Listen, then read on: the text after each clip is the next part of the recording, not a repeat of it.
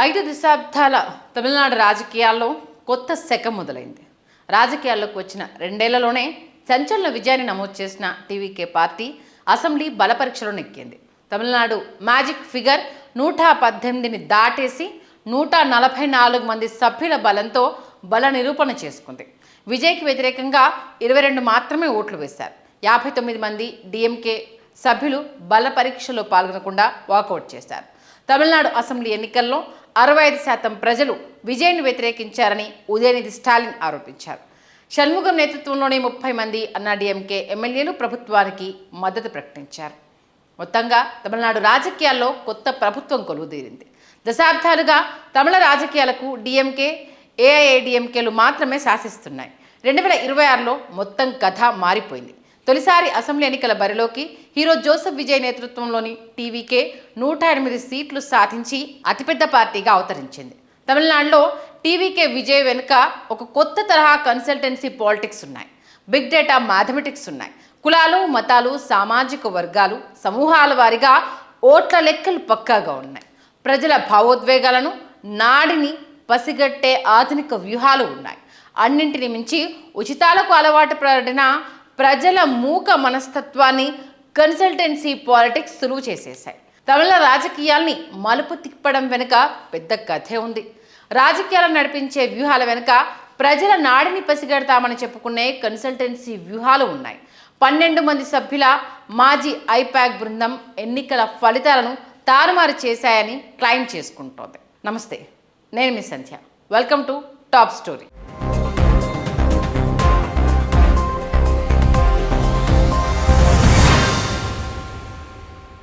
భారతదేశ రాజకీయాల్లో 2014 నుంచి ఒక కొత్త ఒరవడి మొదలైంది. దేశీయంగా మొబైల్ వినియోగం పెరిగిన తర్వాత డిజిటల్ సమాచార విప్లవాన్ని రాజకీయాల్లోకి ఒడిసి పట్టుకోవడం మొదలైంది. 2014 నుంచి ఓట్ల లెక్కలు, అంచనాలు మారిపోయాయి. అప్పటి వరకు ఎన్నికలంటే సభలు, పోస్టర్లు, క్యాడర్, కుల సమీకరణాలు, భారీ బహిరంగ సభలు మాత్రమే ఉండేవి. 2014 తర్వాత రాజకీయాల్లో విస్తృత మార్పులు వచ్చేశాయి. సాంకేతిక పరిజ్ఞానాన్ని వినియోగించడం, విస్తృత డేటాబేస్ వినియోగం మొదలైంది. బూతుల వారీగా ఓటర్ల సర్లని ఒడిసిపట్టుకునే టెక్నాలజీ వినియోగం కూడా ప్రవేశించింది. క్లుప్తంగా చెప్పాలంటే దేశ రాజకీయాలను కన్సల్టెన్సీలు నడపడం మొదలైంది. ప్రశాంత్ కిషోర్ సారథ్యంలోని ఐపాక్ ఎన్నికల్ని ప్రభావితం చేయడం మొదలైంది. కన్సల్టెన్సీ పాలిటిక్స్ లేదా ఫ్రీ బేస్ పాలిటిక్స్కు దేశంలో ప్రశాంత్ కిషోర్ ఆద్యుడయ్యాడని చెప్పొచ్చు. అంతకుముందు సెఫాలజిస్టులు ఓట్ల సర్లిని అంచనా వేసే సంస్థలు ప్రీ పోల్, పోస్ట్ పోల్ అంచనాలు రూపొందించడం మాత్రమే దేశీయ రాజకీయాలకు అలవాటు. దేశ రాజకీయ పార్టీలకు కన్సల్టెంట్ల అవసరం ఏమిటో ప్రశాంత్ కిషోర్ చూపించాడు. వాటి సాయంతో రాజకీయ పార్టీలు అధికారానికి చేరువ చేసే రుచి చూపించాడు. ప్రశాంత్ చూపిన బాటలోనే అతనితో కలిసి పనిచేసిన వ్యూహకర్తలు సొంతంగా ఎదిగారు. పలు రాష్ట్రాల్లో తమ సత్తా చాటుకున్నారు. దేశమంతటా రాష్ట్రాల అసెంబ్లీ ఎన్నికల్లో వాటి ఉనికి అనివార్యంగా మారింది. ఐపాక్ గుట్ నుంచి తయారైన వ్యూహకర్తలు దేశవ్యాప్తంగా తాము ఫలితాలను సాధించామని క్లెయిమ్ చేసుకుంటున్నారు. ఈ జాబితాలో మైండ్ షేర్ అనలిటిక్స్ గ్రూప్స్కు చెందిన సునీల్ కన్గోలు, షో టైమ్ కన్సల్టెన్సీకి చెందిన రాబిన్ శర్మల సరసన ఇంకో పేరు పెట్టని ఇండివిజువల్ గ్రూప్ తెరపైకి వచ్చింది. తమిళనాడులో కొత్తగా పుట్టిన టీవీకేకు విజయం సాధించడంలో ఆ బృందం సక్సెస్ అయింది. నిజానికి మ్యాజిక్ ఫిగర్ సాధించలేకపోయినా సింగిల్ లార్జెస్ట్ పార్టీగా అవతరించడంలో వారు విజయం సాధించారు. ఈ బృందానికి కపిల్ సాహు సారథ్యం వహించారు.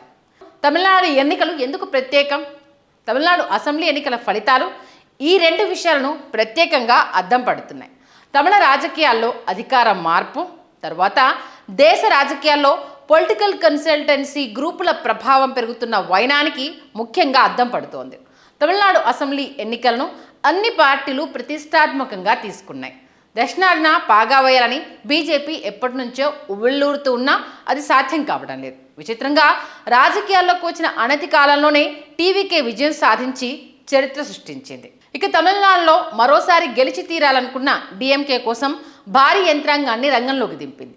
టీవీకే మొదట్లో ఐపాక్ సేవల్ని వినియోగించుకున్న తర్వాతి కాలంలో అది తప్పుకుంది. డిఎంకే కోసం దేశంలోని పెద్ద కన్సల్టెన్సీ సంస్థలు పనిచేశాయి. వాటిలో IPAC, show time, design box, pen వంటి కన్సల్టెన్సీ బృందాలు ఉన్నాయి. ఈ సంస్థలకు గత ఎన్నికల్లో విజయాలు సాధించిన నేపథ్యంతో పాటు ఎన్నికల నిర్వహణలో అనుభవం, డిజిటల్ క్యాంపెయిన్ మాడ్యూల్స్, విస్తృత సమాచార వ్యాప్తి చేయగల సత్తా ఉన్నాయి. ఒక రకంగా డిఎంకే గెలుపు నల్లేరు మీద నడక అని అంతా భావించే స్థాయిలో ప్రచారాన్ని హోరెత్తించారు. మరోవైపు సినీ నటుడు విజయ్ కోసం ఓ చిన్న బృందం పనిచేసింది.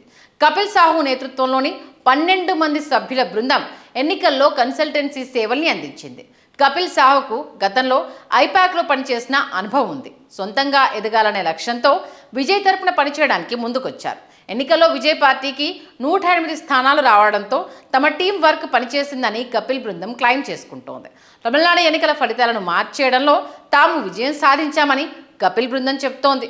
ఇక డిఎంకే కూటమి భారీ నెట్వర్క్తో వ్యవస్థీకృత ప్రచారం చేసిన 59 స్థానాలకు మాత్రమే పరిమితమైంది. కానీ తొలిసారి ఎన్నికల్లోకి దిగిన టీవీకే 108 స్థానాలు గెలుచుకుంది. తొలి అసెంబ్లీ ఎన్నికల్లోనే టీవీకే తమిళనాడులో అత్యధిక స్థానాలు గెలిచి సింగిల్ లార్జెస్ట్ పార్టీగా అవతరించింది. ఇక కపిల్ సాహు బృందం అనుసరించిన వ్యూహాలు ఎన్నికల సరళిని మార్చేశాయని చెప్తున్నారు. సంప్రదాయ విధానాలతో ద్రవిడ పార్టీలు ముందుకు వెళితే అందుకు భిన్నమైన ధోరణితో టీవీకే ముందుకు వెళ్ళింది. ప్రధాన పార్టీలు, సంస్థాగత నిర్మాణం, booth level poll management, party శ్రేణులతో ప్రచారాలపై ఆధారపడ్డాయి. అదే సమయంలో కపిల్ సాహు బృందం మారుతున్న తమిళ ఓటర్ల ఆలోచనలకు తగ్గట్టు తమ వ్యూహాలను అమలు చేసినట్టుగా చెప్తోంది. స్థానిక సెంటిమెంట్లను గుర్తించడం, డిజిటల్ క్యాంపెయిన్ అమలు చేయడం, దీంతో పాటు వేగవంతమైన స్పందన చూపడం వంటి వ్యూహాలను అమలు చేశాయి. సింపుల్గా చెప్పాలంటే పాత పార్టీలు యుద్ధానికి కత్తి డాలుతో వస్తే డీవీకే డ్రోన్లతో విరుచుకుపడింది. టీవీకే ప్రచారంలో ప్రధానంగా యువతను లక్ష్యంగా చేసుకుంది. విజయ్కున్న సినీ గ్లామర్ను ఓట్లుగా మలిచేందుకు ప్రయత్నించింది. యువకులు మొదటిసారి ఓటుకు వచ్చిన వారిని ఆ పార్టీ సులువుగా ఆకర్షించింది. పట్టణ ప్రాంత ఓటర్లు, మధ్యతరగతి ప్రజలు విజయ్ అభిమానుల ఓట్లను చెదిరిపోకుండా జాగ్రత్త పడింది. విజయ్ సినీ ఇమేజ్ చుట్టూ ప్రచారాన్ని సాంస్కృతిక భావోద్వేగ ఉద్యమంగా మలిచారు. విజయ్కున్న సినీ ఫ్యాన్స్ను రాజకీయ శక్తిగా మలచడంలో సక్సెస్ అయ్యారు. తమిళ ఓటర్ల సెంటిమెంట్ను అర్థం చేసుకొని దానిని ఓటింగ్గా మార్చడంలో టీం సక్సెస్ అయ్యింది. ఇక ఎవరి కపిల్ సాహు? తమిళనాడు ఎన్నికల ఫలితాలకు ముందు కపిల్ సాహు ఎవరో ఎవరికి పెద్దగా తెలియదు. 2024 అసెంబ్లీ ఎన్నికల్లో షో కన్సల్టెన్సీ కూడా ఇలాగే తలుక్కున మెరిసింది. ప్రశాంత్ కిషోర్ టీం సభ్యుడైన రాబిన్ శర్మ ఎన్నికలకు 2-3 ఏళ్ల ముందే పని మొదలుపెట్టి సక్సెస్ అయ్యారు. అదే బాటలో కపిల్ సాహు తమిళనాడు టీవీకేను గెలుపు బాట పట్టించారు. టీవీకే ప్రచారానికి ముందు సాహు దేశంలోని పలు రాజకీయ వాతావరణాల్లో పనిచేశారని ఆయన టీం సభ్యులు చెప్తున్నారు. ఢిల్లీ, సిక్కింలో జరిగిన ఎన్నికల్లో ప్రభావశీలత చూపారని ఆయన సహచరులు చెప్తున్నారు. తమిళనాడు ఫలితాల తర్వాత దేశవ్యాప్తంగా ఒక చర్చ మొదలైంది. ఉచిత నగదు బదిలీ పథకాలపై ఆధారపడి ఓటు బ్యాంక్ రాజకీయాలు చేస్తున్న కన్సల్టెన్సీలతో ప్రజాస్వామ్యానికి ఏ మేరకు మేలు జరుగుతుందనే చర్చ కూడా లేకపోలేదు. గెలుపు గుర్రాల వెనుక నడిచి విజయాన్ని తమ ఖాతాలో వేసుకుంటున్న కన్సల్టెన్సీల తీరుపై విమర్శలు కూడా ఉన్నాయి. కన్సల్టెన్సీ సంస్థలు ఎన్నికల్లో గెలవడానికి అలవికాని ఉచిత హామీలు ఇస్తున్నాయి. ఫలితంగా రాష్ట్రాలు అప్పుల కుప్పలుగా మారిపోతున్నాయి. ఉచిత పథకాలు, నగదు బదిలీ, రాష్ట్ర బడ్జెట్ను మించిన హామీలు గుదిబండలుగా మారుతున్నాయి. ప్రతిపక్షంలో ఉన్న పార్టీలు అధికారంలో ఉన్న వారి కంటే ఇంకా ఎక్కువ ఇస్తామని హామీలు ఇవ్వడం ద్వారా అధికారానికి చేరువవుతున్నాయి. ఆంధ్రప్రదేశ్లో 2019లో జరిగిన ఎన్నికల్లో నవరత్నాలు హామీతో అధికారంలోకి వచ్చింది. 5 ఏళ్లలో 2.70 లక్షల కోట్లు డీబీటీ ద్వారా పేదలకు ఇచ్చామని ఆ పార్టీ చెప్పుకుంది. కానీ 2024 ఎన్నికల్లో పార్టీ కేవలం 11 సీట్లకే పరిమితమైంది. 3 ఏళ్ల క్రితం కర్ణాటకలో సునీల్ కొనుగోలు సారథ్యంలో మైండ్ షేర్ అనలిటిక్స్ కూడా ఉచిత పథకాలు నమ్ముకొని కాంగ్రెస్ను అధికారంలోకి తీసుకొచ్చింది. తెలంగాణలో కూడా సునీల్ టీం ఉచిత హామీలకే ప్రాధాన్యం ఇచ్చి అధికారంలోకి వచ్చిందన్న విమర్శలు ఉన్నాయి. ఇక 2024 ఆంధ్రప్రదేశ్లో జరిగిన ఎన్నికల్లో రాబిన్ శర్మ నేతృత్వంలోని షో టైమ్ కన్సల్టెన్సీ ఎన్నికల్లో విజయం సాధించింది. ఎన్నికల ప్రచార సమయంలో షో టైమ్ ప్రతిపాదించిన సూపర్ 6 హామీలకు ప్రాధాన్యం ఇవ్వడం ద్వారా అధికారానికి చేరువయ్యారు. ఎన్నికల తర్వాత ఖజానా పరిస్థితి అర్థమై తరచూ ముఖ్యమంత్రి ఆర్థిక ఇబ్బందులను ప్రజలకు మొరపెట్టుకుంటున్నారు. అంటే ఓవరాల్గా గ్రౌండ్ లెవెల్ రియాలిటీని మిస్ అయిపోతున్నారు. తాజా ఎన్నికల్లో తమిళనాడులో కపిల్ సాహు టీం కూడా ఇదే ఫార్ములాని ఫాలో అయింది. అనేక విమర్శలు కూడా ఈ అంశానికి సంబంధించి ఉన్నాయి. ప్రజలకు ఉచిత హామీలను ఇవ్వడం ద్వారా ఓటర్లను ఆకర్షించారనే ఆరోపణలున్నాయి. విజయ్ హామీలను అమలు చేయాలంటే భారీగా నిధులు అవసరమవుతాయి. వాటిని అమలు చేసే సామర్థ్యం రాష్ట్ర ఖజానాకు లేదు.